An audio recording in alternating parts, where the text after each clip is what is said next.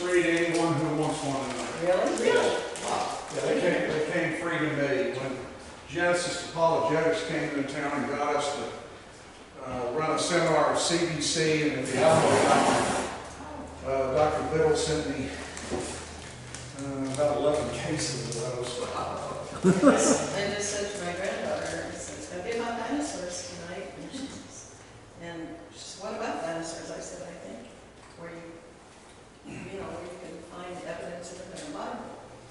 And she said, oh, I just read about it. I can't remember the name. Leviathan? Demon? So I'm going to give one to her. Good. I think part of what throws a lot of people is that dinosaurs, the word, is not really used at all from what I remember. Yeah, you're probably right. Yeah. They use, what is it? Not dinosaurs, it's Leviathan, Yuma. dragons. Oh, yeah, dragons. Another Dragons, sea monsters, Yeah. sea serpents, fiery flying serpents.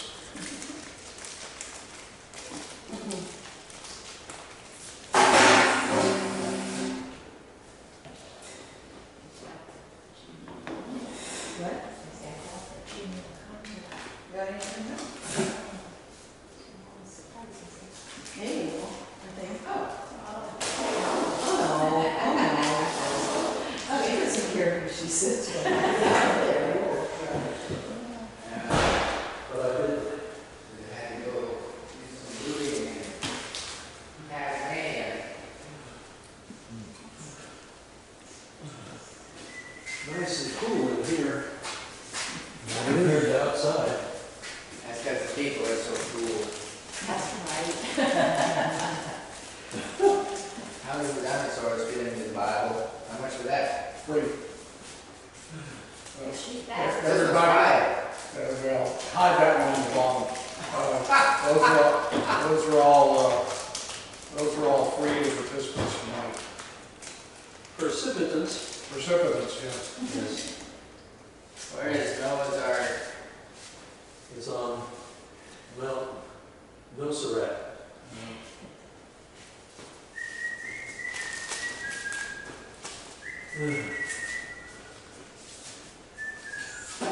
Big cherries. Okay? Aren't they selling any reindeer cherries? They were like $7. Thank you. Oh, man. Big one for $1.49. When I go to Washington, I always go through and buy those on the side of the road. Let's see. Down in Castle Rock, just to Deluge, Oregon, heading up north of Seattle. I look at Castle Rock there, and they got selling reindeer cherries.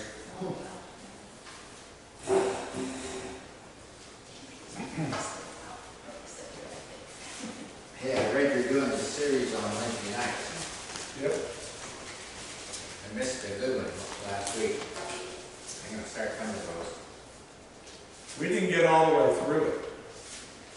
I'm going to have to finish up on Earth, a Special Place, and Babel before we go to John Earth Evidences tomorrow night. Very special place, that's a whole class all by itself. No, it certainly could be. It's only a sampling of the 200 anthropic principle sets that show that this place was specially designed.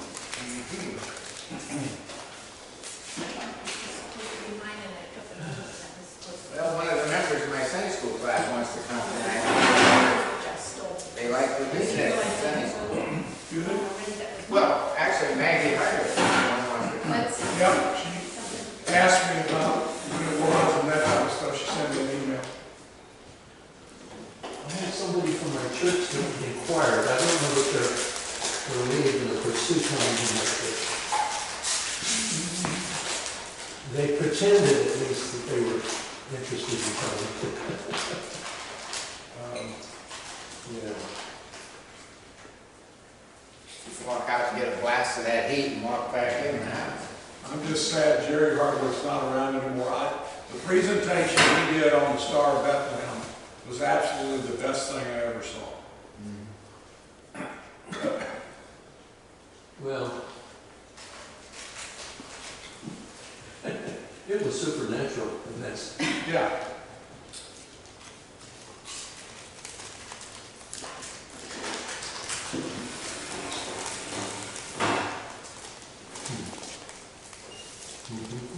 Your name's Ed? Yeah, it is.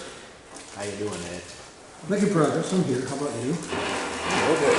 You know whether I want to or not, you know. My I've body, been listening to Jordan Peterson's blog oh, have you? on YouTube. Mhm. You know who he is? No, not off the top of my head. He's a psychologist, behavioral psychologist that's become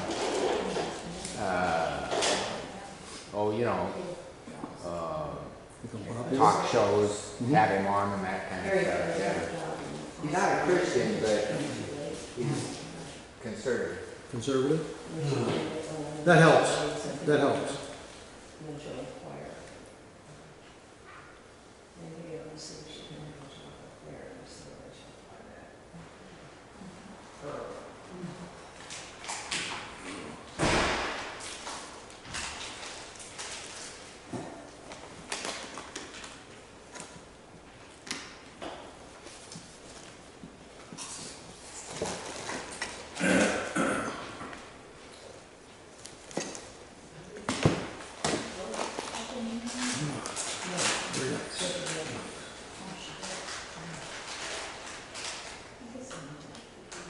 One of the things that they don't talk about with this giraffe's neck much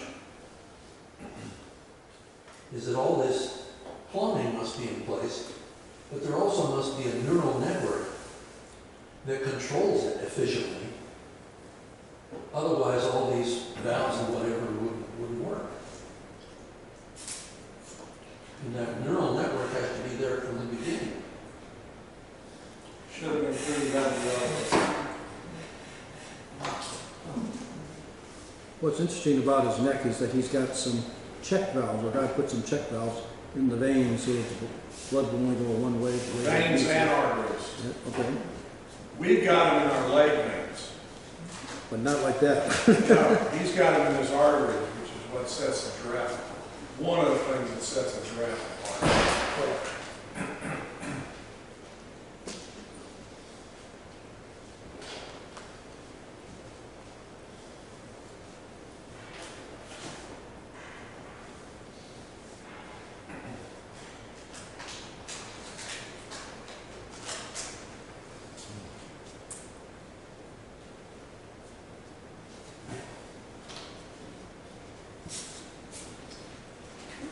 People will get out today, I guess. Not as hot as it has been. Well, it's gonna stay this way for a while.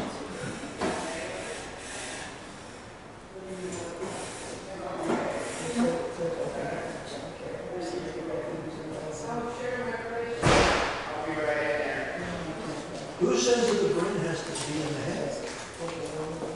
Isn't it someplace else? That's someplace else. But the Lord, Just Hardwick said where you want. Thank you.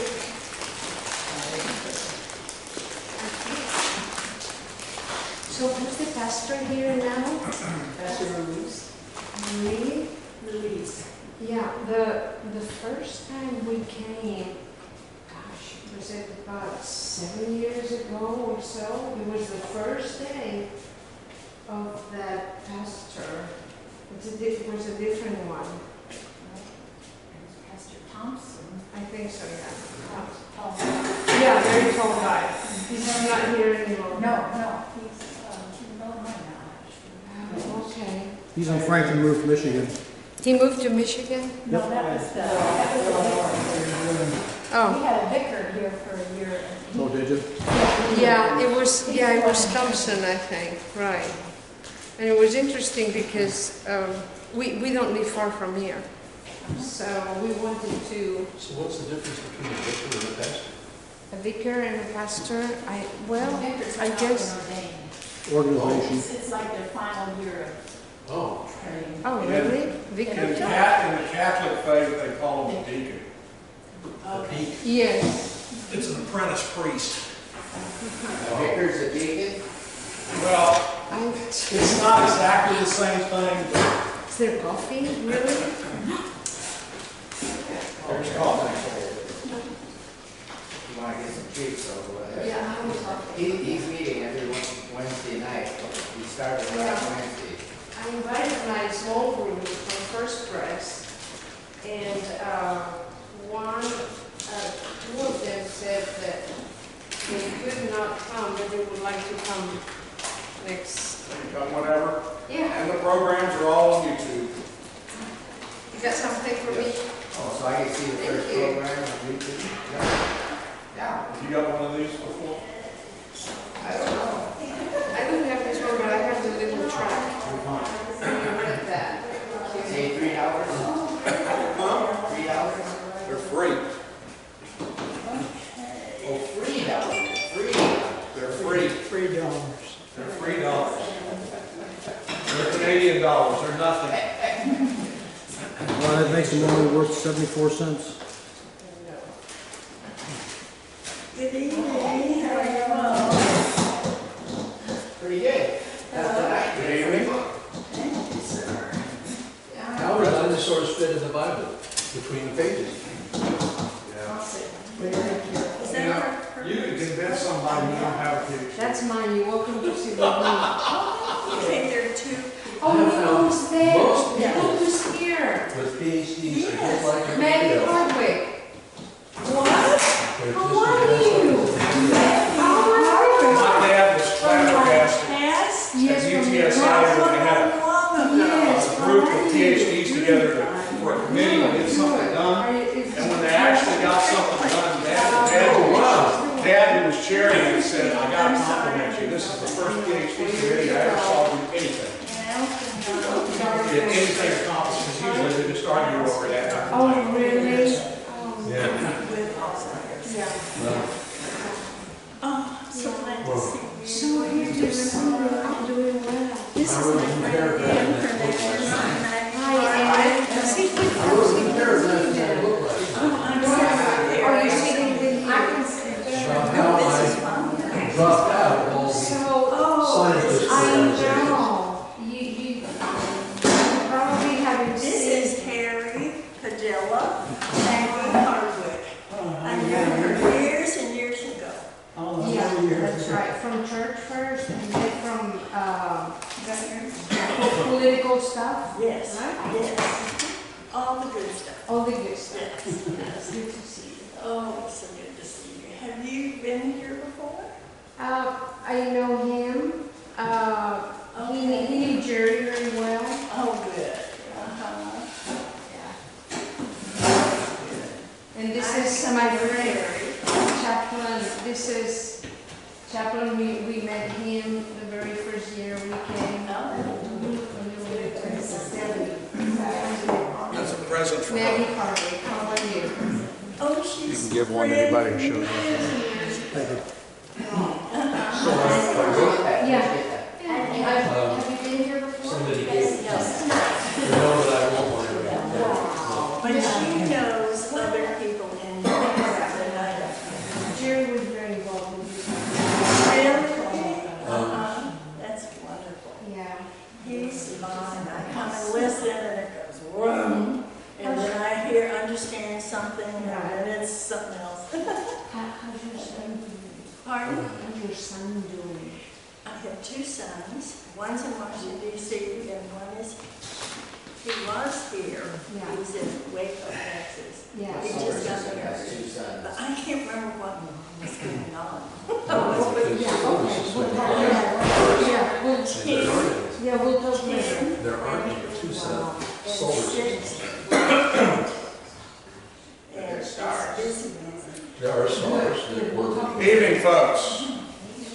I'm Scott Lane. Most of you. Is there anyone here new besides Ms. Hardwick? Has everybody else been here with us before? She's been here. Okay, yeah, I wanted to make sure people will recognize.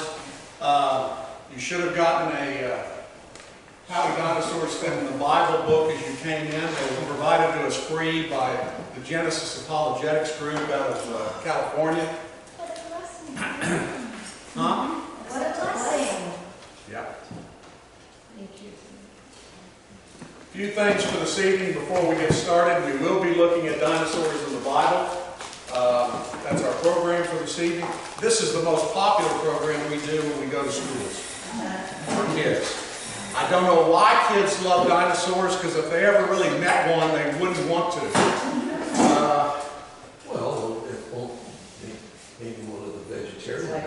I don't know.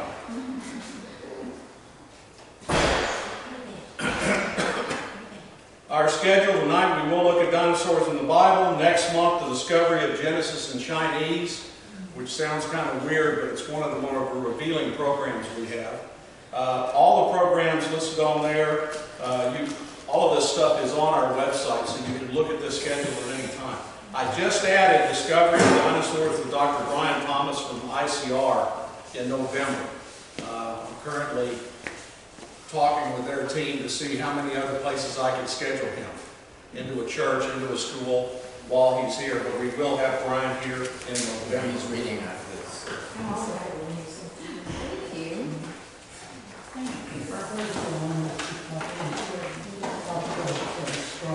Prayer concerns. Pray for the spiritual healing of our nation. Pray for SABBSA public seminars. Pray for our radio ministry. For our effectiveness of monthly meetings and speakers. Pray for how we get the gospel out better. And pray for tonight, both Cindy Williams and her husband, they're free right there. For both Ms. Cindy Williams and for Dr. Carl Williams. Ms. Cindy Williams has had a re-flare-up of her cancer and is going through aggressive chemo. And Dr. Williams is going to have a colonoscopy tomorrow. So, which means today is the bad day if you've ever had a colonoscopy. So let's pray since we've got those things. Lord God, forgive us for our sins and put us in a proper fellowship with you. Allow the Spirit to lead. Thank you for these people who are here. Bind Satan and let us look into the truth of your word tonight.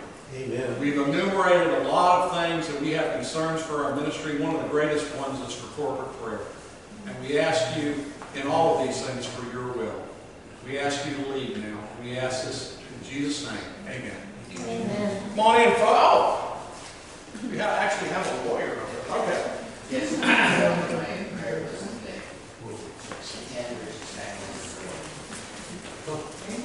You're welcome.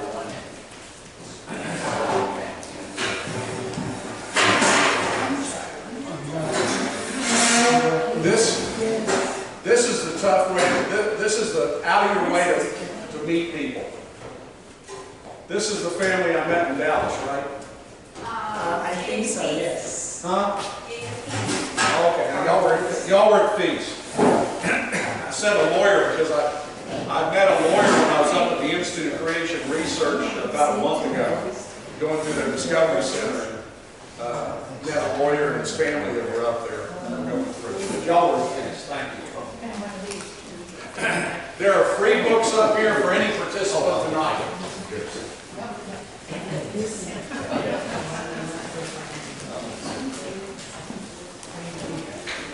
Again, these were provided to us by the Genesis Apologetics group out of California.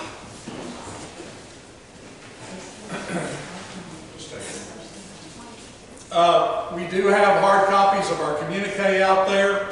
If you're a regular member, you're getting it by email. But in this month, we have Evolution's Tall Tale, the Giraffe Neck. I got canceled by the National Science Teaching Association. That's a story of an evolutionist who proposed a presentation at a teaching seminar, and it was approved. But then they looked at it and said, wait a minute, you're questioning evolution. He wasn't saying it was wrong. He just said there are 10 problems with it, we need to take a look at these, and he was canceled. So even if you believe in it, it's a question, you can't get in. Science's blind side, which talks about the bias that's in major science publications, especially to get published. Seven Sisters, also known as the Pleiades. Both the Pleiades and Orion are mentioned in the Bible, and there's fascinating biblical insight into those two things that would not be discovered by man for 2,500 years. And so we have that in there. 12 shocking discoveries for evolution and engineering principles explain biological systems better than evolutionary theory. All of that is in this month's communique. Hopefully you got it sent to you by email, but again, hard copies of that are back there. And you can sign up for getting it by email if you wish to. Bless you. We are on radio. Yeah, I should have taken a loss and just say didn't do it. We're on radio every Saturday at 1:45. This Saturday we'll have Errors in the Bible. There's a reason why there's a question mark there, because they aren't in the Bible. But people have suggested they are. And we have a range of other programs. Again, all of these programs are on our website. One I'll give you attention to, on August 5, we had as our guest Jim Vanderwall, who's written a book. Like Carl Williams has written books, this is on Christian fiction. It's about the end times and the coming of a possible thank you, sir. A possible asteroid or comet, which might be mentioned in the book Bible as wormwood. At any rate, this Christian fiction of the end times by Jim Vanderwall, I've read through it, and the free copy is up here to anyone who wants it at the end of the evening. And again, we'll have that author on our radio program on August 5.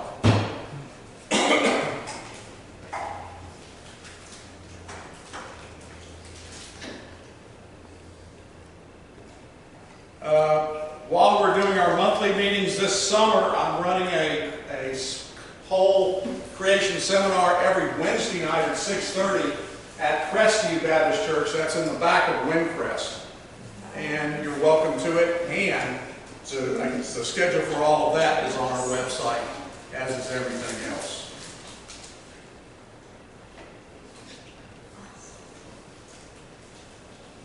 This fall, we will be running a complete creation seminar at Cibolo Valley Baptist Church. Praise the Lord for that. That'll be on Sundays at 3:30 p.m. in their fellowship hall. And again, that complete schedule is on our website.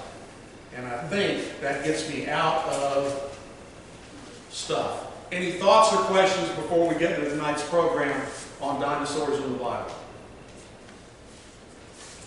All right, so let me change programs. I bless you in Jesus' name. Want to start with prayer? I already prayed, but we can pray again if you wish to. All right. See if anybody... You know, I appreciate Ed because I forget to pray sometimes, but he remembers. But sometimes his rememberer is too good.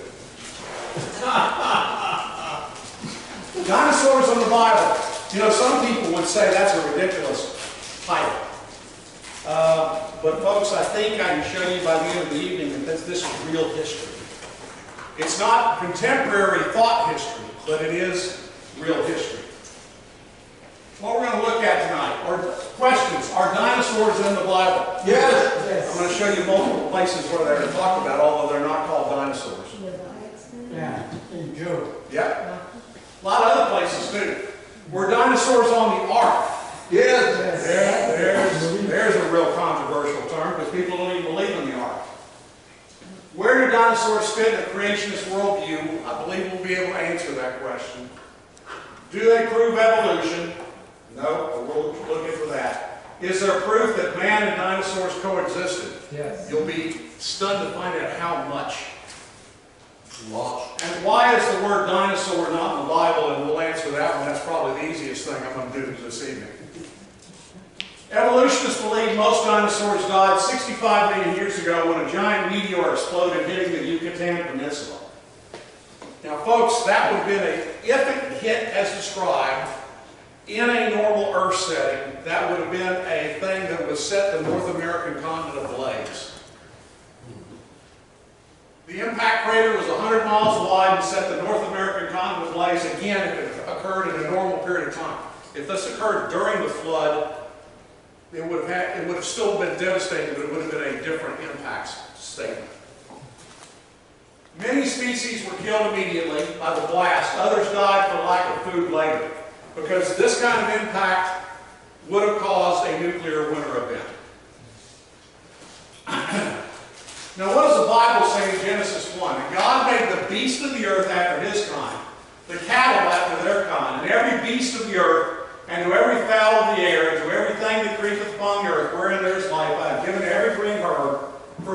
So, note there that everything was originally supposed to be what type of, Herbivore. yeah, carnivore, herbivore, not carnivore. Animals and man were supposed to eat plants. And God saw everything that He had made, and behold, it was very good. And the evening and the morning were the sixth day. Barbara, we need to change that sixth day to yellow. I'll do that in the future.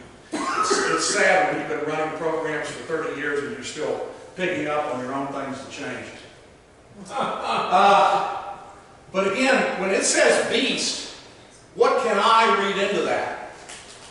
That could include the dinosaurs. Now here's the real reason dinosaurs became extinct. Just too much smoking. Now you're laughing at that. You know that they're actually, now we all hear about the hit on the Yucatan and this one asteroid, as if that's what's been decided.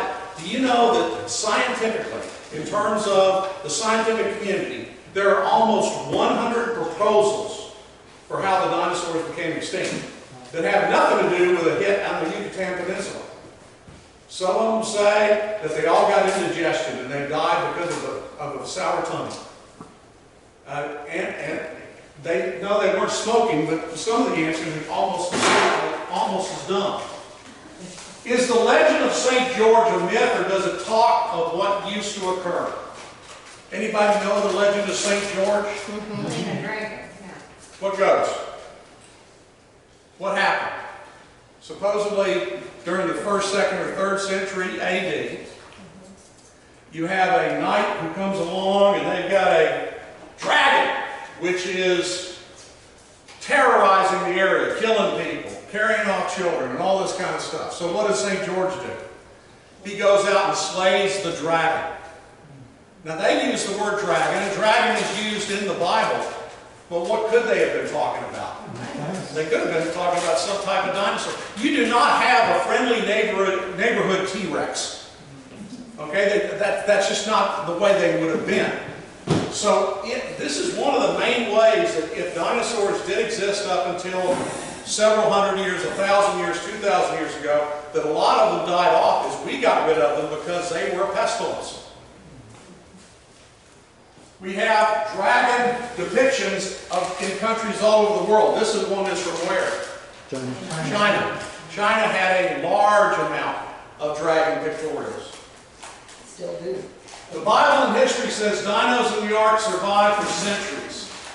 Now, could these dinosaurs be the seed for the dragon and sea serpent legends we have? Maybe they weren't fire-breathing, maybe they weren't all flying and that type of stuff. But once there's a seed of truth, do people expand upon it in stories? They did. In the Chinese cultures, dragons were supposed to have laid eggs just as the dinosaurs did. Now, that's kind of interesting. If you never saw a dinosaur, would you expect these huge things that laid eggs? Maybe, maybe not. But we know this is true because we find fossilized dinosaur eggs all over the planet. Here's a collection of some of them.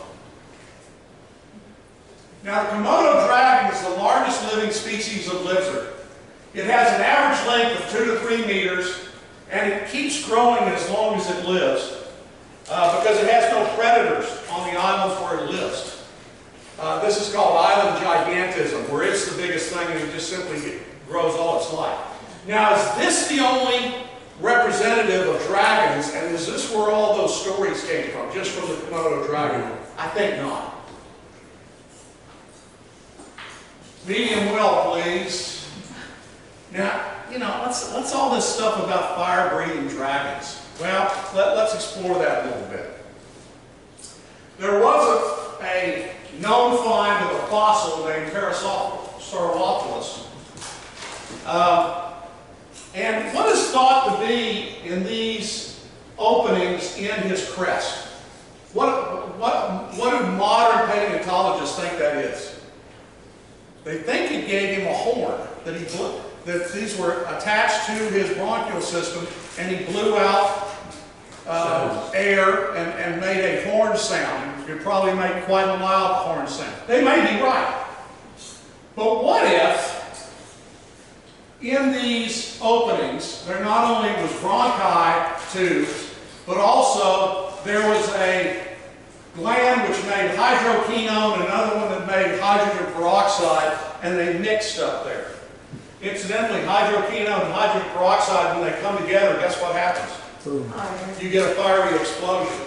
If you've ever seen a bombardier beetle, that's exactly what's coming out the back of his tail. So it's possible that we did have some fire-breathing dragons, or some smoke-breathing dragons. We don't know that, because all we're left with are bones. Whatever glands or soft parts may have been there at one point, we don't know. Also, there may be some figurative language going in there when they start talking about fire breathing. If you remember, if you've ever seen the movie Jurassic Park, when they have the velociraptors getting into the kitchen and they're looking in the windows, what do you see? They are fogging up. In fact, you can see the moisture coming out of their nostrils because they're portrayed as big, huge things. Incidentally, that velociraptors were never that big. What was depicted as Velociraptor there was really probably Deinonychus. But that never gets in the way of a good storyteller.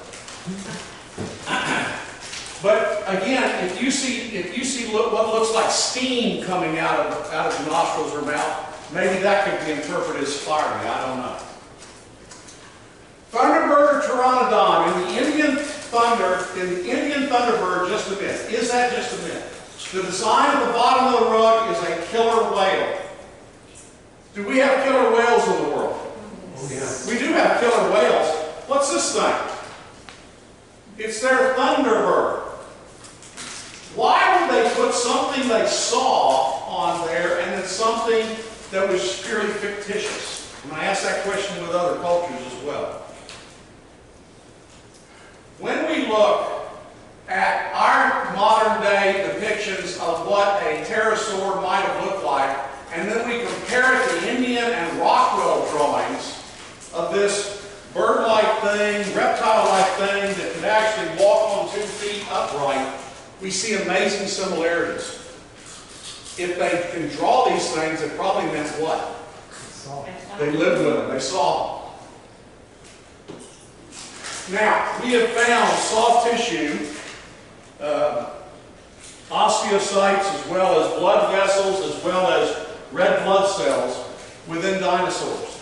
Yeah. Now, if you know anything about DNA and soft tissue, within 1 million years or so, it should be gone. DNA especially degrades very quickly. It has to be upkept by the cell with a 10-step process to maintain it. And if it doesn't have the enzymes and the catalysts to do that, it's gone in a very short period of time. There's no way these things would remain there intact, elastic, for 65 to 220 million years. And yet, we found such dinosaurs as this was a T-Rex that was found 90% complete. They couldn't get one of the bones. It was too big to get the helicopter to lift it out of the area it was found. And so they cut it. When they cut it in half, that's very rare. They used to never cut a bone that was found because these things were treated like gold. But when they cut this one, when they got back to North Carolina State, they found that there were soft parts in the middle of it. This thing was not completely fossilized. The T-Rex thigh bone was found in Montana in sandstone. Dr. Mary Schweitz is pictured up at right from North Carolina State University. She found these soft parts and said, wow, we have here evidence of what dinosaur blood vessels and blood cells look like. Her mentor, Dr. Jack Horner, was told of this, and he said the creationists are going to love you. Now, most of the scientific community to this day will say, no, it was just contamination. It's what got in after you cut it open. There's no way there could be soft parts in there. Because it blows up their theory that dinosaurs lived 65 million to 220 million years ago. We have now opened up more than 43 dinosaur bones and found what in them? Soft parts. Here's a close-up magnification look at some of the material, and if I had this in video, they would show them tugging at it, and it's elastic, it's stretchable, showing that it is soft tissue. She didn't keep her finger in the dike. How's that? She did not keep her finger in the dike. Okay, what are you saying? Mary Schweitzer took her finger out of the dike. Okay. Now, soft tissue osteocytes, bone cells, have been found in such things as the tip of a triceratops. We have a magnified view of an osteocyte, which is a bone cell. It's a soft portion within the bone or the horn. The guy who originally found this stuff in the Triceratops was Mark Armitage. At that time, he was at Cal State University, Northridge. For publishing, what was his reward for publishing these pictures? You're gone. Yeah. I would like to add, he actually did get a settlement for that. He showed that it was wrongfully. Not immediately. Right. But you never hear about that. You hear about the Dover, how Dover came out, but you never hear how that came out. No, he got a settlement from it, but they don't want to hear this stuff. Again, we have 43 dinosaur bones that test less than 40,000 years old. Now again, all of these dinosaurs are supposed to be how old? Million. More than 65 million years old. Some 220 million years old. And yet we're finding C14 in them. C14, as we talked about in a previous program, never measures how old a rock is. It only measures how old something was that was once alive. Because it tests a radioactive element which we only ingest as we're eating. And it degenerates over time after that. And we have 43 dinosaurs that test less than 40,000 years old. Now, the plot gets even better for creationists. The reason they test 30 to 40,000 years old is because they assume at the time of when these things died that there was the same amount of carbon-14 in the atmosphere as we have today. Not likely. If the biblical narrative is true, the original creation was made perfect. And how much C14, radiogenic carbon-14, would be in the atmosphere, in the environment? Zero. Very little.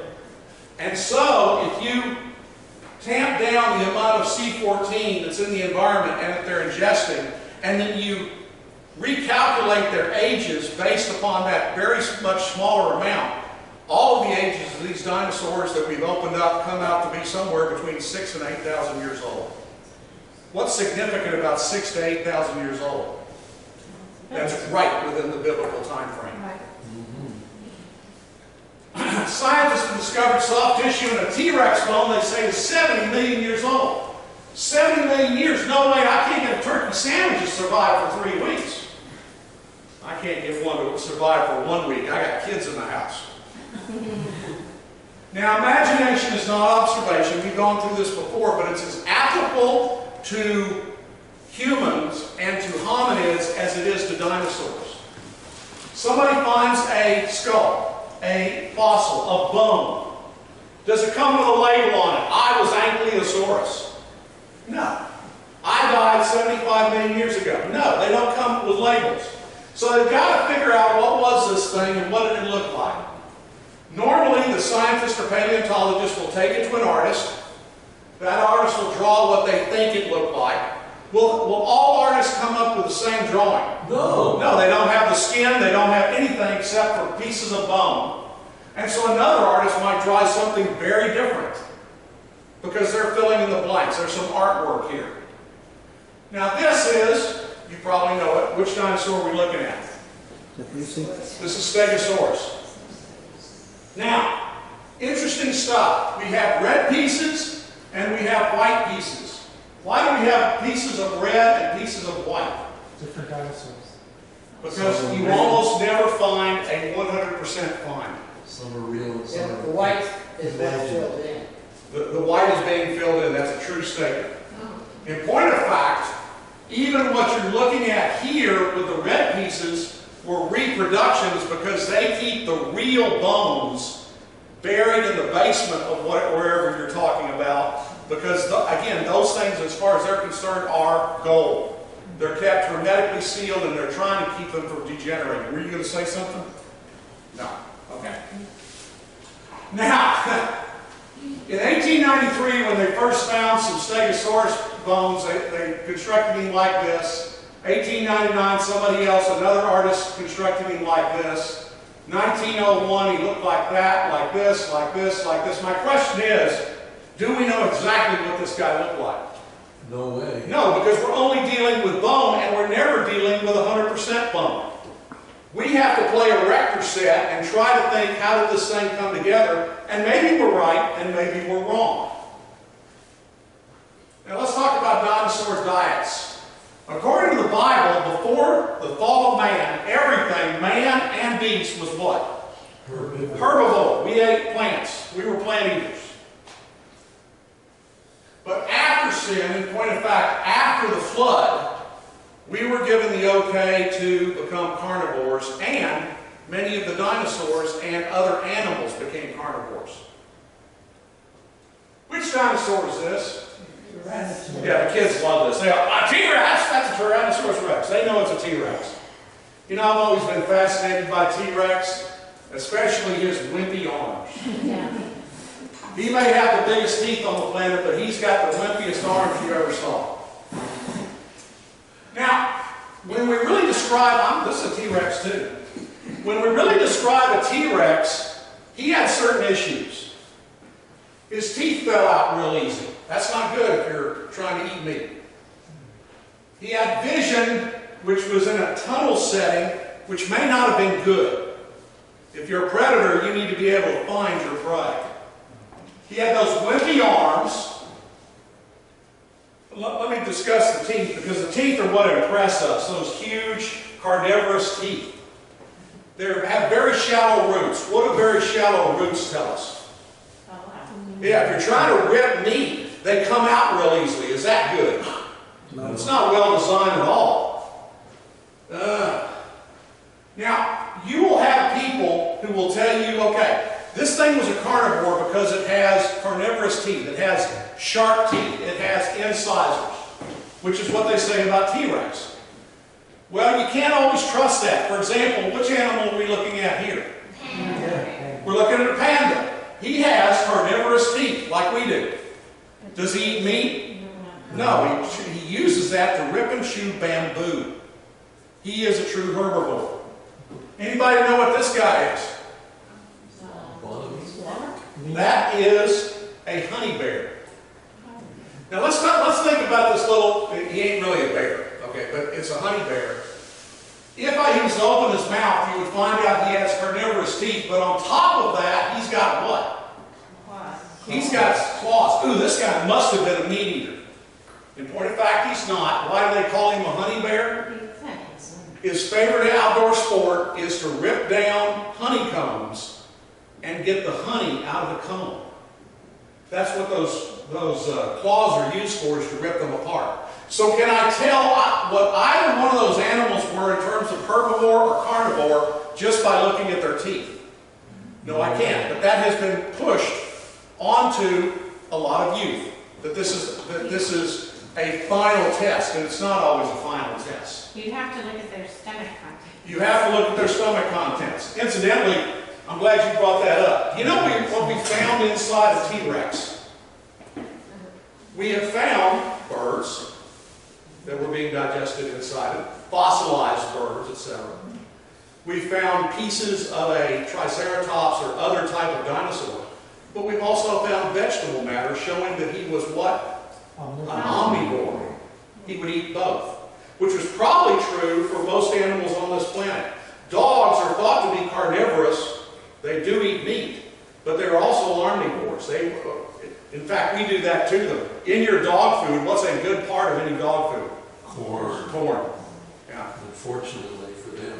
Yeah. And starting in Genesis 1:30, it said, "And every beast of the earth, and to every fowl of the air, and to everything that creepeth upon the earth, wherein there is life, I have given every green herb for meat." And it was so. And again, this was an edict to all live life. Dinosaurs, animals, and man. Well, if they ate meat, something would have to die, and at that time there's no death, right? Yep.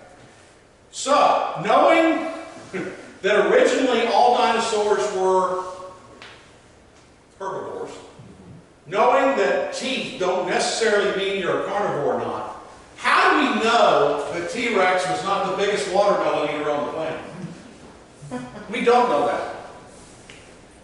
I don't know if this is true either. But in Genesis 9, this is after the flood, God said, "And fear of you and the dread of you shall be upon every beast of the earth, and upon every fowl of the air, upon all that moveth on the earth, upon all the fish of the sea. Into your hand they are delivered. Every moving thing that liveth shall be meat for you." So we were allowed after the flood to what? Eat meat. "Even as a green herb, I have given you all things." And the animals probably transitioned, many of them, from being herbivores to omnivores or carnivores at that point. Missing links. When challenged, some evolutionists will say, "We found tons of transitional forms." If you've been through my program before, I always ask, why do they call them missing links? Because they're missing. Because they're still missing. They're still missing. And I want to show you how weak these supposed transitional finds are. Now let's closely examine just one of their proposed trails, the ancestry of T-Rex from Compsognathus all the way up to T-Rex. Now, T-Rex ancestors, paleontologists unearthed 3 fossilized dinosaurs they believe to be the oldest ancestors of the T-Rex family. The newest species had the cranial crest and may have been covered in proto-feathers, but were only 1/3 the size of its famous cousin, Tyrannosaurus rex. Still, this discovery sets back the clock on Tyrannosaur family by at least 30 million years. One of the problems they have whenever they find, ooh, this was a transitional form, this was a half and half, this was in between, but it doesn't date right. Yeah. Okay? And that's a real problem for them. Yeah. Now here's supposedly one of T-Rex's ancestors. Did it look much like T-Rex? No. No, I think they throw him out of the family. But anyway, the fuzz you see is what they call a protofeather. It's really hairy stuff that they say is on the way from becoming a scale to a feather. And that transition is a pure fantasy. You are talking about 2 different organs that are described by multiple different sets of DNA instructions. If it's not a good scale, the animal dies. Yep, if it's not a good scale, the animal dies. This guy was called Guanlan loci. Now, an adult specimen, which was 12 years old when it died, was about 9 feet, 3 meters long, or 6 feet, 6 to 7 feet, 2 meters tall. A smaller 6-year-old juvenile was found nearby. Now, first off, I have a question. How do I know one of them was 12 and the other one was 6? Right. They actually are using bone rings. They're doing the same thing we try to do with trees. And that does work for Somewhat. chickens, for some animals, occasionally. Just like trees, though, some of them will have what? 2 or 3 multiple rings in 1 year. And were they allowed, like they could today with whether it be a gorilla or whether it be a chicken, were they allowed to watch these dinosaurs and find them when they died at 5 or 12 or 7 and check to see how many rings they had?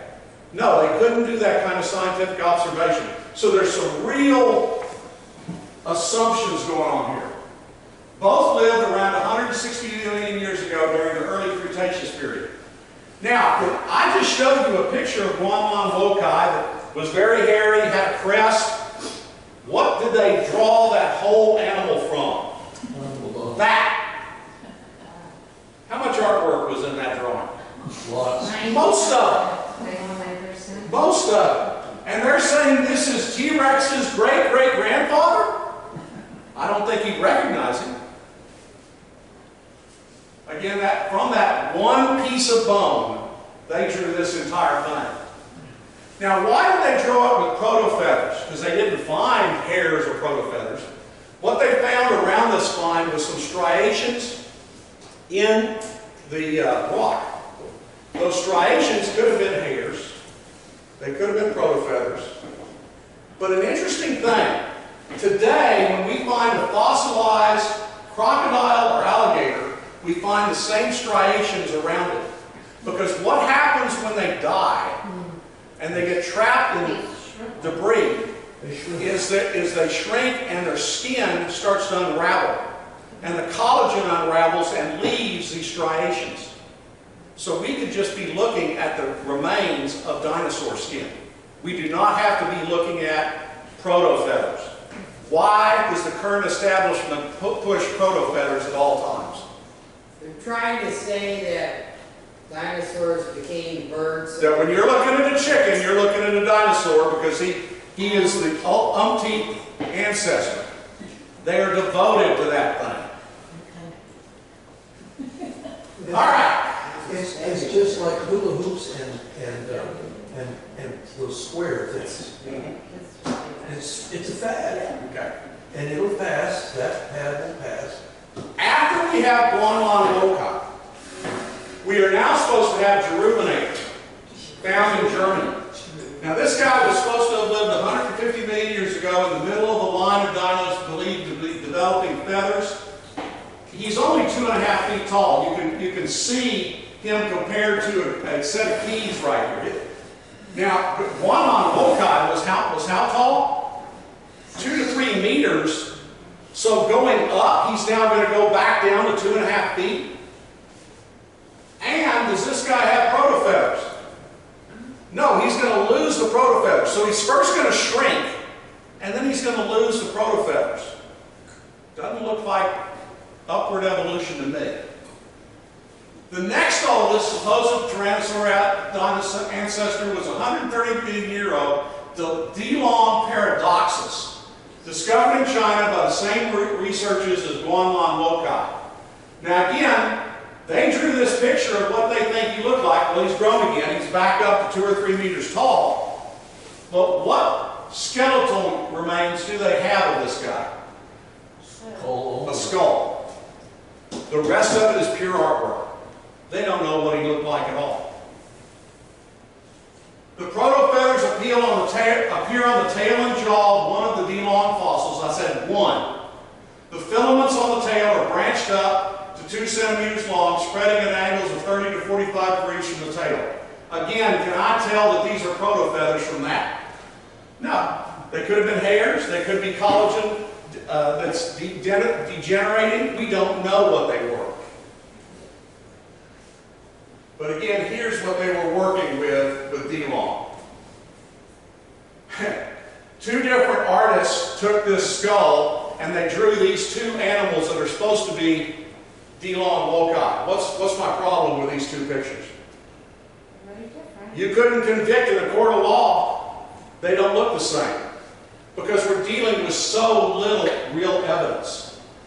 But they tried to make him look as what as possible? Transition. As bird-like and as transitional as possible. So, what about T-Rex's tree? So first, she has a crest, feathers, and is big. Then she's much smaller without feathers.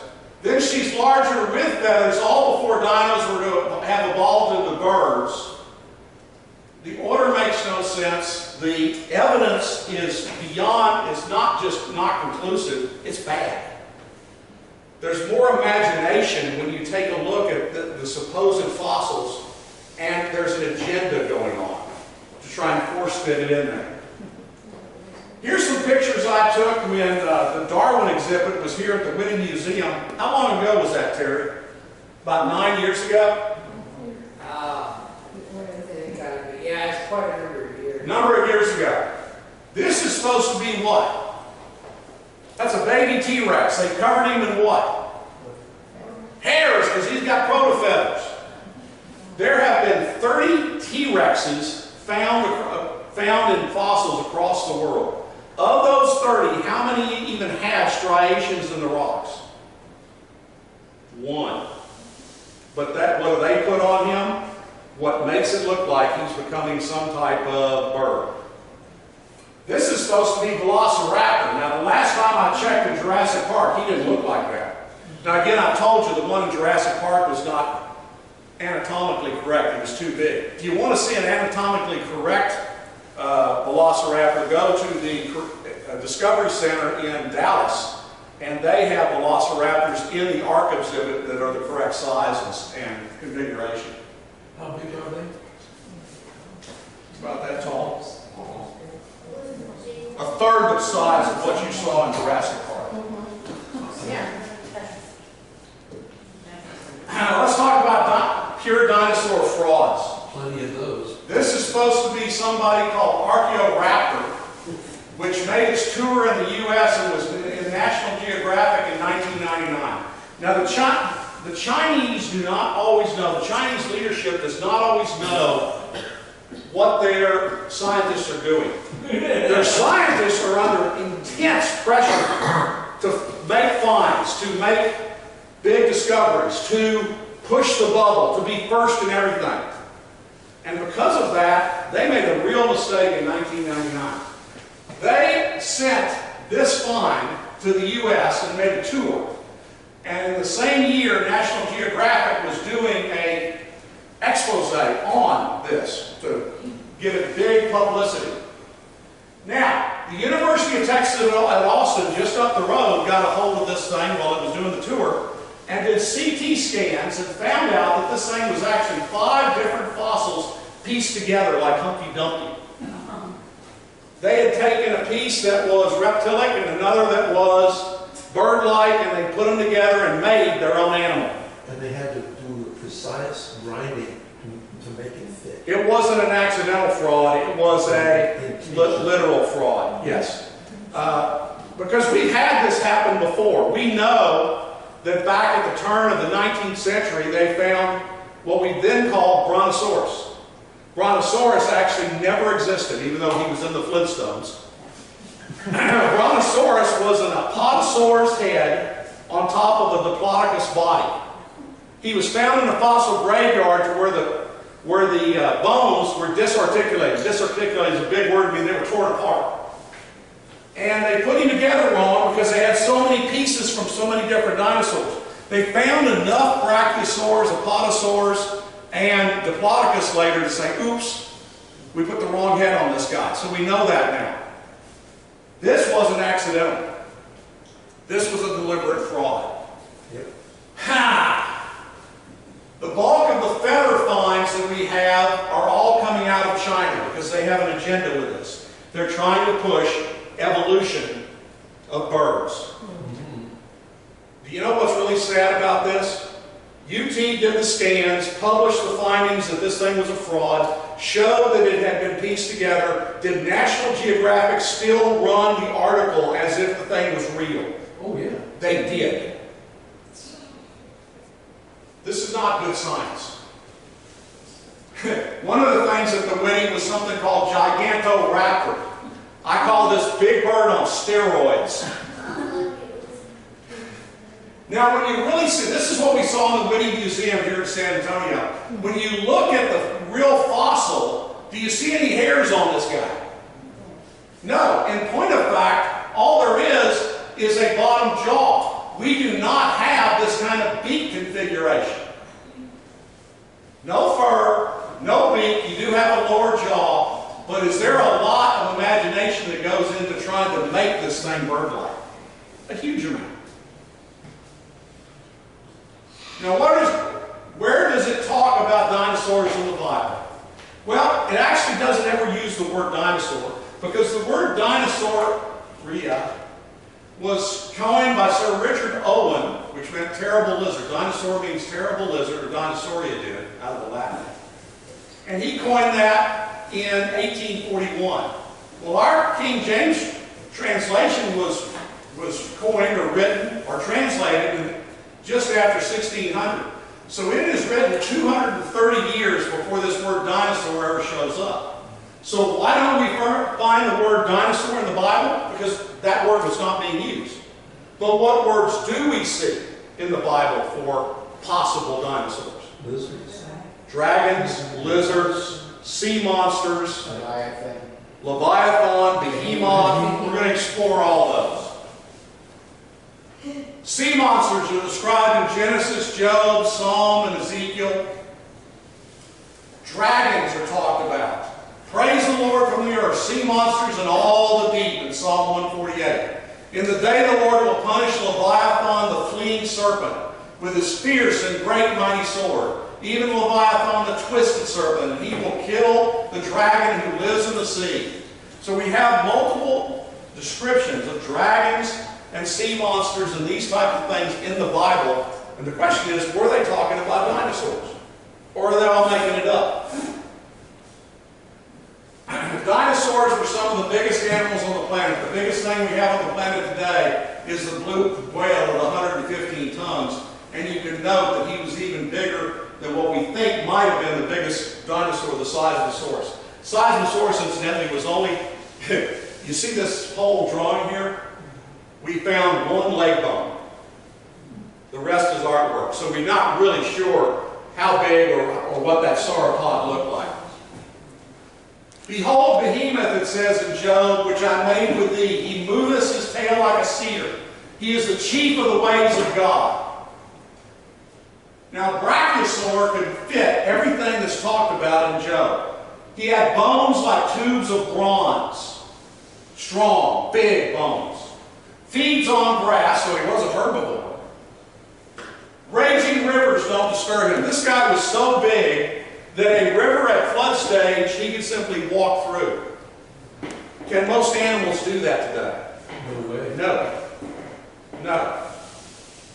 Now, there are actually even Bibles which in the commentary will say that Behemoth was just an elephant or a what? A hippo. Yeah. I got some problems with that. For example, he's supposed to have a tail like a cedar. Not much of it. This guy's got one of the wimpiest tails I've ever seen. That ain't a tail like a cedar. And even though he is a water swimming nut, he can swim. Can he go through flood waters with no problem? Not well. Here's an elephant again. Do we see a tail like a cedar? No, in point of fact, this species has a better tail than some. A lot of them have tails that are half that short. So we don't see tails of cedar. Is this what we see? Was there ever a hippo or an elephant that had tails like a cedar? Now you're laughing because there wasn't. When we look at the description of a brachiosaur or a podosaur as opposed to an elephant, and we look critically at what's in Job, it's very clear that they were talking about something closer to a brachiosaur than they were to an elephant. In the book of Job, God told Job to behold Behemoth. It was probably also a good idea to beware of Behemoth. Yeah, getting stepped on him wouldn't be good. Leviathan, this is in Job 41, cannot fish hook him. Sight of him is overpowering. No chance to subdue him. Cannot harpoon his hole. Doors of his mouth. If you're talking about the doors of his mouth, what does that tell me? This thing's huge. Fire streaks from his mouth. Now again, maybe he was fire breathing. We've seen that in nature today. But maybe he was just spewing so much water vapor that it looked like steam. I don't know the answer to that. Smoke from his nostrils. When you take all the attributes that's described in Job 41, you could be describing a plesiosaur, which was a type of aquatic animal during the dinosaur period. Now here's an interesting drawing from the Yaru in Australia. This is an Aborigine tribe. They are doing battle with a plesiosaur. Now somebody has already lost. Okay? And I didn't draw this, and no cartoonist drew this. This was drawn by the Yaru people more than 1,000 years ago, showing that they saw this thing. They did battle with this thing, and just like described in the Bible, they lost. Here's another plesiosaur drawing and or configuration. It was made from South America, but it's also compared to one we find in, can anybody note the type of language we're looking at here? Latin. This comes from Europe. We didn't just see this in one place in the world, not just in Australia, not just in South America, but in Europe and all across the world. They have interactions with these sea serpents, these plesiosaurs. Here's a South American sculpture of one. Again, these were seen all over the world. Flying dragons, Isaiah 14. Serpent's root shall come forth an adder, and its fruit shall be fiery flying serpent. Most people just read that and they say, well, that's figurative, that's flowery language. But look at the next one, Isaiah 30, verse 6. The bird of the beasts of the south into the land of trouble and anguish, from whence come the lion. Do lions exist? They do. The viper, what's a viper? Snake. It's a type of snake. Deadly. They exist today. The fiery flying serpent. Wait a minute, they just threw in one we don't know about. They will carry their riches upon the shoulders of mules. Do we have mules today? We do. And their treasures upon the bunches of camels. So they've described 5 animals common to today that we know exist, and they threw in one fairy tale. Does that make any sense? No. No, they are describing something they saw. Herodotus, who was he? He was a historian from perhaps the 1st century AD. 4th century. BC, excuse me. Josephus, who was he? Historian, A Jewish. Roman historian, 2nd to 3rd century AD. Alexander the Great, Greek from the 3rd to 4th century AD. BC, excuse me, thank you. I'm doing this off of memory. Okay, before you make that comment, let me make this. All 3 of those people described in their writings what? Encounters with what we would call dragons or dinosaurs. It's Marco Polo. I'm going to get into Marco Polo at depth. Okay. Yes, sir. Josephus was supposed to be a Jewish man writing for the Romans. He was. His nationality. Yep. That's a true statement. He was a Jew that was sold out to the Romans. Yep. But they all described encounters or visions or seeing these same things just like the Bible did. Now, why the death pose? We find, and this is not just 1, not just 2, not just 3, we multiple times find dinosaurs and other animals buried with their necks craned back. The answer 50 to 100 years ago was, well, that's just a musculature reaction. When something dies, it bends back like that. That's just the response of the muscle losing tension. Well, what we've actually found out now that we've done experiments with things that die is they don't lean back like this. What do? They get into the fetal position just like we see all insects do when we kill them. So this is not natural.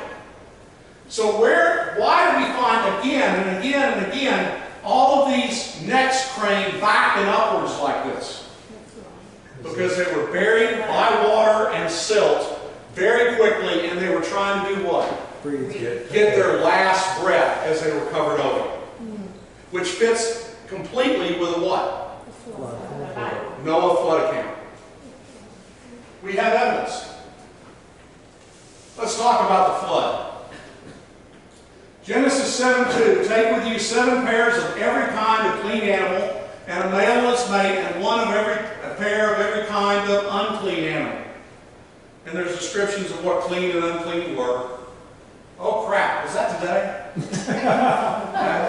they probably didn't miss the ark just because they didn't RSVP, but you never know. How could Noah possibly fit dinosaurs on the ark? How is it possible for your mother to give birth to you? Even the largest full-grown creatures were once small. You don't have to pack that dude back into his mama. And we don't have to pack those into the ark. Did Noah have to do this? No. Shove Brachiosaur in there? No. You've got to give God at least as much credit as for what we would do. What would be invited on the ark? In fact, it tells us in the Bible that God directed those animals to the ark. And He wouldn't direct Grandpa and Grandma Apatosaur there. He would direct the youngins for 2 reasons. Why? They would be more likely to survive. Number 1, Eat less. they have to fit. But number 2 is what are they supposed to do after the flood? Breathe. They're supposed to breed, and Grandpa and Grandma are through breeding. So you aren't going to get the big, developed, past maturity dinosaurs you're going to get the young ones because they have to breed and replenish the earth afterwards. The average size animal on the ark was between rat and sheep size.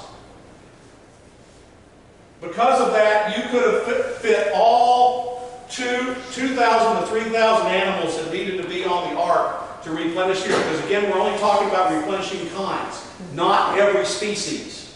Why didn't they leave off the rats?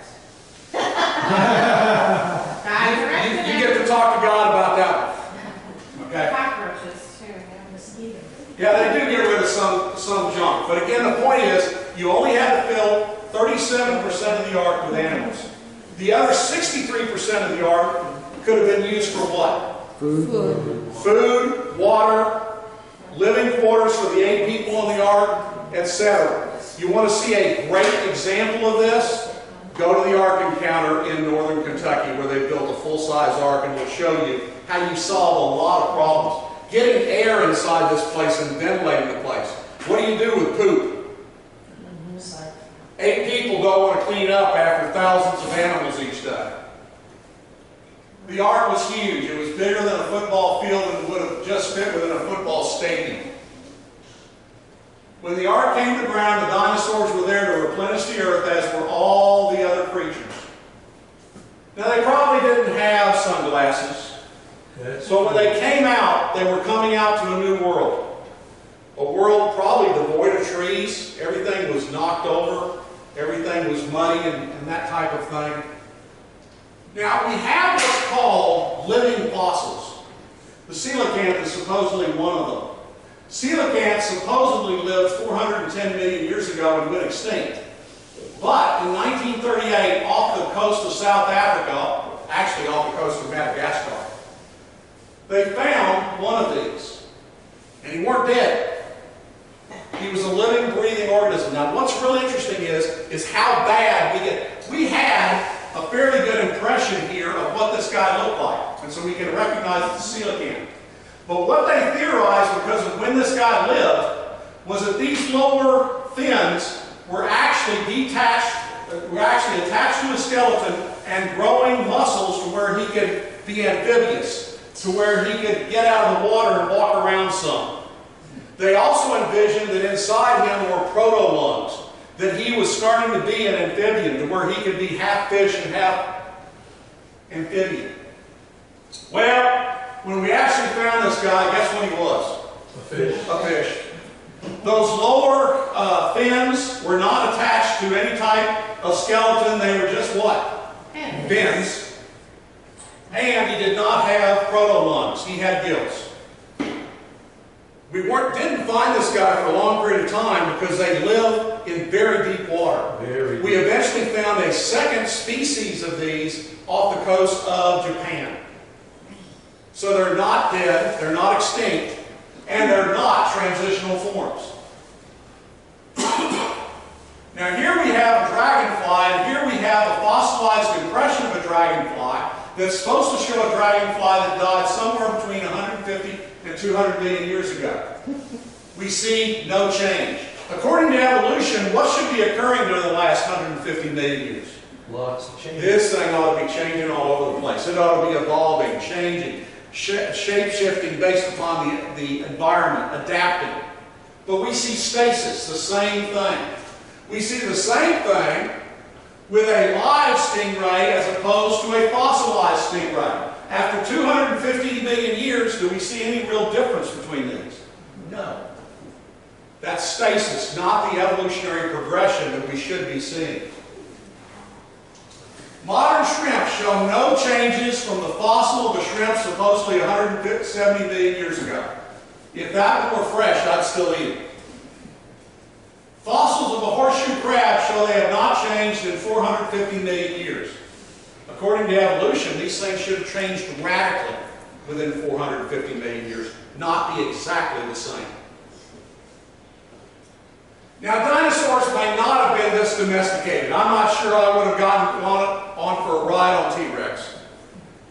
No. But, as you were talking about Marco Polo, this is something that's completely ignored in the writings of Marco Polo. People grab onto the writings of Marco Polo and give him great credit for opening up the way to China and making people want to go to the Far East and that type of thing because of his descriptions.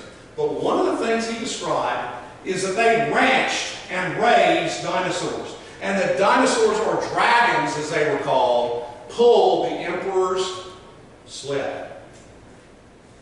Nobody talks about that, but it's in there. And they don't discount the other writings of Marco Polo, just the one where he starts talking about dragons. Isn't there a painting or two with the dinosaurs? You're looking at one. Well, Yeah, there are multiple ones. more than just the one. Multiple ones. So I believe, What was his question? aren't there pictures of drawings, paintings of this, and you were looking at one, but there are multiple others. It was probably the fourth slide I did where I showed you another dragon portrayal from the Chinese. They have huge ones. You want to talk about the Chinese, goes right along with something we've been talking about before. If you talk about the Chinese calendar, what months do they have? Month of the chicken? Or you mean years? Years, thank you. What are they? Year of the dragon. There is a dragon, but let's hold off on the dragon for a minute. What else do they have? Rabbit? Rat? Dog. Okay. What do you name? Forget the dragon. What do you name it? Animals. Real animals we see today, and they threw in a fairy tale just for fun. No. This was another animal which they interacted with, which they saw. Now, I believe there was a time when humans and herbivorous dinosaurs coexisted. Now, maybe not kindly at all times, certainly not after the flood, because we have all the dragon disc that shows we killed the ones that were left off. Interesting. Dinosaur tracks in Dinosaur State Park on the Biloxi River. This is up here in Glen Rose, Texas. We have Dinosaur State Park. Last year, we've gone through a huge drought in Texas for the last 3 years. And the water levels got so bad on the Biloxi that it uncovered more than 140 tracks. Most of those tracks were all made by an I can't even pronounce that. Acrocanthosaurus or a sauropodon. Now, these tracks, according to the paleontologists, were all supposed to have been made between 65 and 140 million years ago. Are you telling me that only 2 species of dinosaurs ever came across Dinosaur State Park during 140 million years? I have a problem with that. How are you supposed to make a dinosaur track? That's a tough thing, incidentally. How do you make a track that is fossilized? I think they were running away from the water. Okay, from a biblical point of view, they would have been running uphill, and I'm going to show you a good example of that in a moment. Running uphill, trying to get away from the rising waters. Everything, because of the rains, etc., would have been muddy, and so they left tracks. And what would have to happen right after that is that you would have to have more water, but you can't have huge tsunami waters, because then that would just wipe away the tracks. You will have to have an inundation of water that's mixed with a different gradient of silt to fill all that immediately. And then the two of that bakes together. That's how you get one. And again, that fits within the flood scenario. This right here is a hadrosaur footprint. Anybody know what a hadrosaur was? It's a type of dinosaur, we call it a duckbill. This was found on the Biloxi River at what's called the McFall property, near Dinosaur State Park. Now, you can't see it real well, but there's another impression in the middle of this dinosaur footprint. I've got another picture to show you what that impression looks like. What does it look like? A human footprint embedded in the same material, the same rock material, the same strata as a human. Incidentally, if you want to go up and see this, Dr. Carl Ball gets this out at the Creation Evidence Museum just outside of Glen Rose every first Saturday, and it shows it at 11 a.m. and at 2 p.m. along with others. I can tell you that foot is woman size 7. I know that because everybody in the place at Dr. Carl's invitation took off their shoes and we tried to fit our foot into that thing. And one woman size 7 was right there. There are multiple dinosaur tracks. We have people in this organization who've helped do digs on the Biloxi with the Creation Evidence Museum. They have what's called the Taylor Trail on the McCall property near there, where you can see multiple hadrosaur tracks, but on the same level are human tracks. What should that mean archaeologically if you have dinosaurs and human tracks on the same level of strata? It should mean they're living at the same time. Yes? I saw a film years ago where they came in with a tractor, lifted it up, you know, because they said, well, lifted it up the pan at a certain level, you know, like a plate, and the tracks went on. It was human and dinosaur together. Yes. That was the Biloxi. Yeah, because this is the hadrosaur tracks. We had human tracks. I was actually at this dig. We had human tracks coming in this direction, crossing each other. Didn't have one inside another, but they were crossing one another. And they went into a wall. So when we raised that wall, guess what? The trail continued. Yeah. Now, dinosaur graveyards are of real interest to me. We find them all over the world. And when we say a dinosaur graveyard, I'm talking about thousands to hundreds of thousands, and in some cases millions, of disarticulated, torn apart bones mixed together. We find them in Karoo, South Africa, the Canadian graveyard, Bighorn, Wyoming, the Gobi Desert. We find these fossil graveyards all over the world. Now, the evolutionary story is that things die. And when they die, they just lie down dead. And over 140 million years, they become a fossil. Nah. What happens in the world when something dies? Something else eats it. Something else eats it. If the crows and the birds don't get to it, the hyenas and wolves get to it, and then whatever's left after that, the bacteria get to it, and within a very short period of time, there's nothing left. You only get a fossil if they are covered over by silt, water, and compacted very quickly, not only to preserve them, but to keep oxygen and bacteria away from them. That's the only way you get it. And yet we have not just one animal that died in the evolutionary idea. We have thousands, hundreds of thousands of animals that died together. What does that show? Blood. A huge event. A huge event. Now, very interestingly, where are these dinosaur graveyards? We find them at the steps of the Himalayas, near the Pyrenees, near the Andes, near what group is this? The Rocky Mountains, near the Appalachians. What were they doing when they died? They were running from lowlands where they had normally been to the highlands trying to escape the rising water, but they lost. And they lost in large groups. How do you actually make a fossil? It dies, it gets covered over by water and silt very quickly to keep it from degenerating. It becomes fossilized, it stays fossilized as more and more debris is piled on top of it, but eventually through erosion we will get things that are uncovered. But again, this is a biblical narrative. It is not the narrative being pushed by the evolutionary community. This is how you actually make a fossil. Well, sometimes they get very disarticulated. Yes, they do, which we talked about with the graveyards. Yeah. How do you make a fossil? Rapid burial. Graveyards are excellent flood evidence. Evolution has no answer for those fossil graveyards. Because again, the idea of evolution is everything is just happening today as it has forever. And evolution could buy one or two big local flood events that killed off some things. But all over the world in the numbers I showed you, nah. And not all going up to the highlands. This fits with the biblical scenario. Causes honest mistakes, as we told you.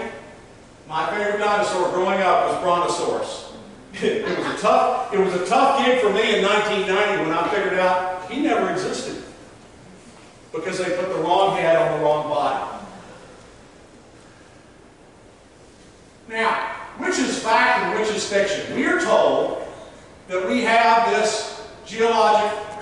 geologic time scale.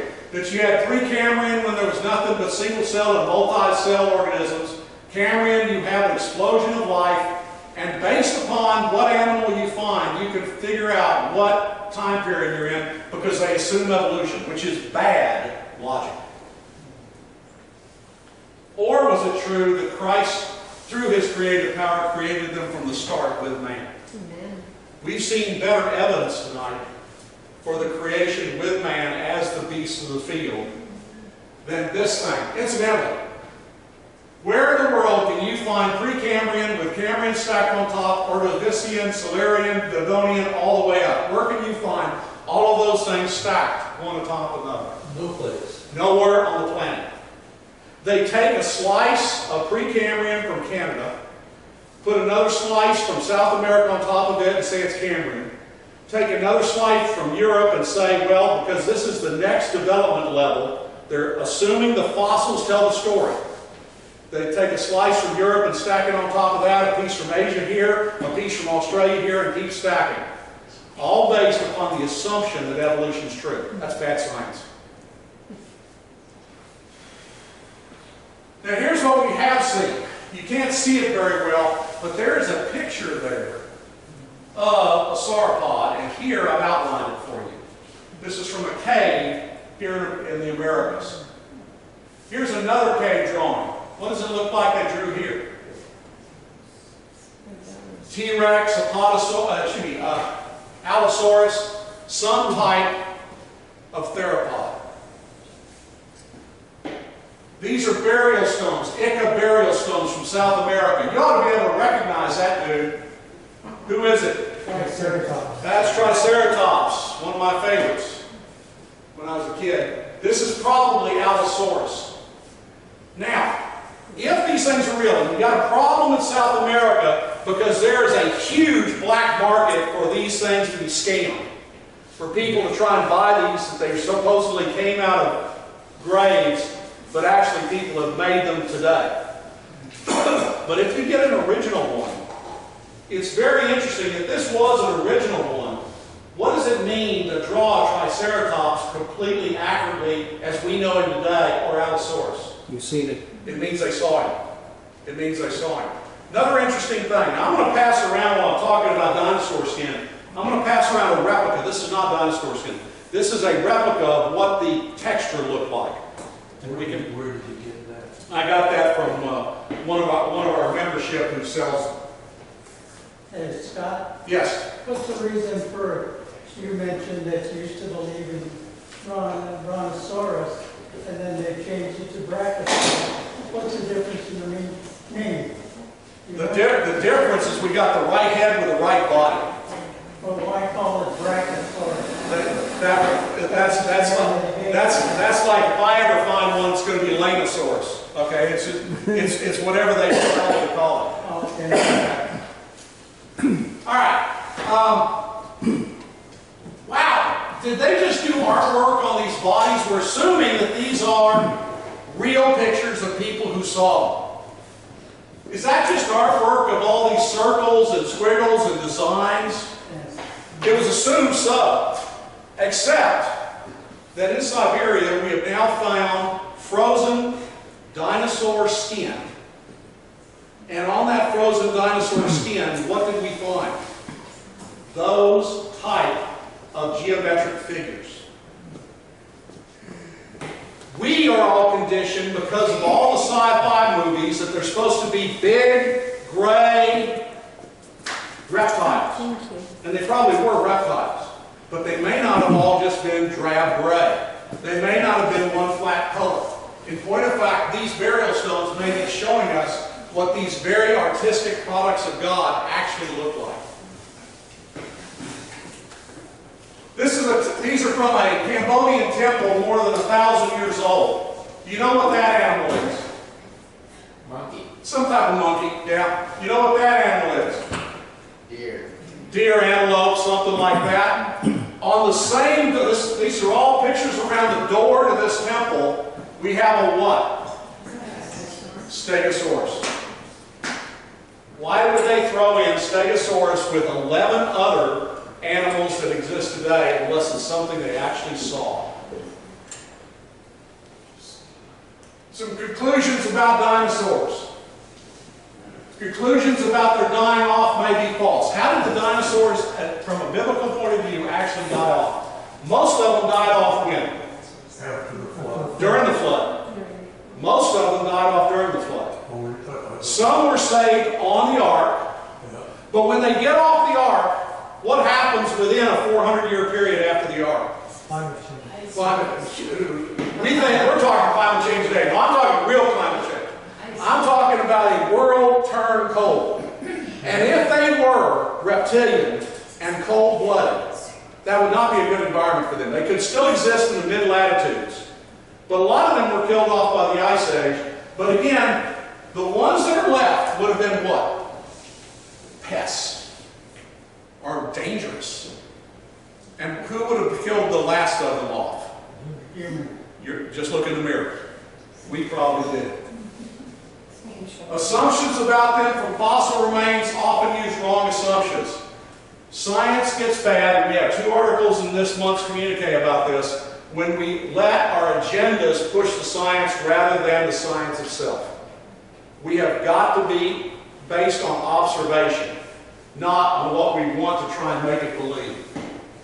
God created them on day 6 with us. Only extinct recently, and we have a lot of examples of that, especially carbon-14 dating, which is now becoming the creationist's best friend. God put them on the ark because he said, how many animals did he put on the ark? All of them, representatives of all kinds that existed at that point. And they lived with man. Now, let me touch just for a moment on that last point before we conclude. Where do cavemen fit in? Not developing Neanderthals. We went through another session a month or 2 ago in which we talked about the fact that Denisovans, Neanderthals, Cro-Magnon, Homo sapiens are all part of the human species. They're just different, maybe species, but maybe just different types of human beings. Or older. Or older. The Ice Age drove man into caves. More developed humans than us, because again, the Neanderthals had bigger skulls. Well, I understand that they're still here. No, they are still here. I always use the example of the seminar I did 25 years ago. I had 4 doctors sitting in an audience, and one of the guys said, you know, because I showed 4 skulls of Denisovans, Neanderthals, Cro-Magnon, and Homo sapien. He said, I've had every one of those skulls walk into my office this week. Because the variation of human skulls is rather large. You can have fat heads and you can have small heads. And incidentally, that does not determine IQ. Amen. The size of the head. The best shelter after the flood was a cave. We actually have what we'll go through when we go to Genesis and Chinese next month. Here's a symbol for empty from Chinese, coined 4,500 years ago when they first put Chinese language together. To make empty, they put 8. To get a roof over themselves, they made a cave, and in the cave they worked. Because right after the flood, where did the people who sprang up after that have to probably inhabit at least for a generation or 2? Not true, sir. What? It was 800 years later that the Ice Age came, because you did have I'm not dealing with the Ice Age. I'm not dealing with the Ice Age. We're dealing with the ark. They get off the ark, are there going to be growing trees sitting there? Yeah, some. Some, but not many, and certainly not probably enough unless they go to the log mats that are sitting on the water. Are some people going to choose to live in caves during that period of time? Yes. A few. A few. Very rare. Okay. And It's the Ice Age that drives them into caves. and that may well be true, and that may be what this is referencing. Okay? But simply because they're cavemen does not mean that they are coming back up from the hominid. That's for sure. Okay. So I can buy after the flood or after the Ice Age. I'll buy either one. And that may be what this is referencing to. There was time for trees to grow before they got off the. Not to the point of very large.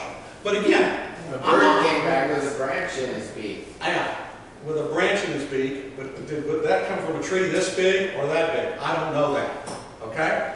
I don't know the answer to that. What I do know is this. We have references not only from the Chinese of people living in caves, we have references from the Red Records, which is the Delaware Indians, and from multiple other tribes talking about people living in caves after the big flood, after the Ice Age crossing. Now, your thoughts and questions on all this? There was a burial site in Europe where there was a picture of two dinosaurs in like a brass thing around where the burial site is. It goes back to about the 12th century. It's in England. It's in England, yeah. Yeah. I was hoping you'd have a picture. That's just one of multiple examples. Actually, that picture was up there. It was the wrapped sauropods hidden around there. Oh, yeah. Yes. But if you want to see more examples of that, you go to the Discovery Center in Dallas, their $33 million facility, and they have a whole wall that is longer than from there to that to the end of the sanctuary that depicts all of these representations of different dragons that people have encountered. Talking about St. George and others, including the brass plate that you're talking about. Anything else that you want to talk about here? Are there any reptiles that have those markings that you showed in one of the picture with different designs? There are some reptiles with interesting markings that seem to have different color variations, but the type of geometry, no, I haven't seen that. Anything else? Well, if you think of something like a turtle shell is very geometric. Very geometric. And maybe their representation, we don't know what they saw, we just see their representation. We don't. of it. So we don't know exactly, was it like lines on it, or was it, the scales had different colors or lines around it, But I like your line of thinking, because one of my biggest goals tonight is for people to get the idea that they have to evaluate all of this data on their own and use some common sense with it. Because what we're seeing with the ancestors of T-Rex, with all of these things that they're painting feathers on and hairs on, is an agenda being driven that is not in the observational evidence. That's a truthful statement. We don't know, because in most cases all we see is a piece of bone, a fossilized piece of rock. It is rare when they get anything beyond a 40% find. When they found Lucy, which was the biggest T-Rex find of all in Wyoming, and it was a 90% find, you never find that. They're usually working from one bone, like we did with SABBSA. Really? Yes, sir. What about the finds of dinosaurs in cold ice? You know what I mean? They've been able to find even flesh on some of those. We found dinosaur bones buried in coal, which shows again that it was part of a deluge and that type of stuff. Of course, the interesting stuff found in coal seams is a brass bell. And I want to know which dinosaur made that brass bell in that coal seam. No, that was human. Iron pot.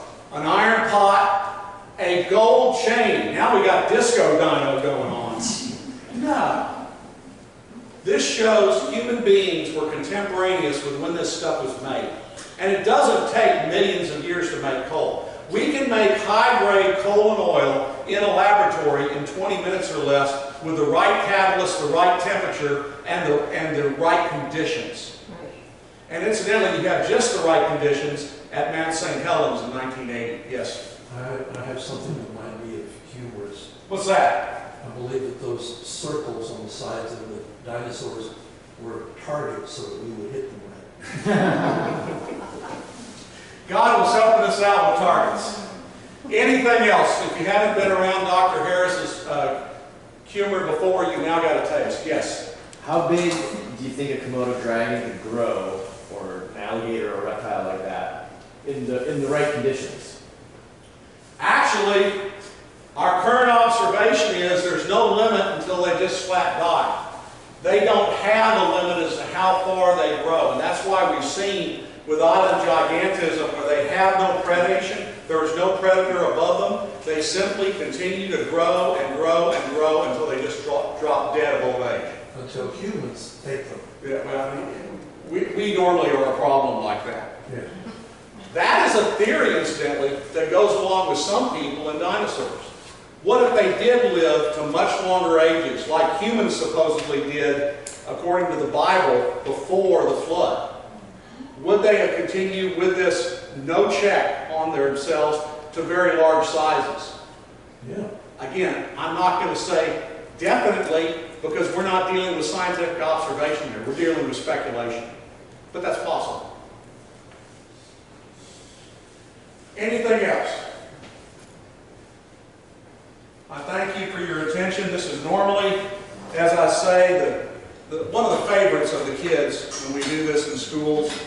And I'm probably going to go back and do this for Castle Hills Christian School this coming fall.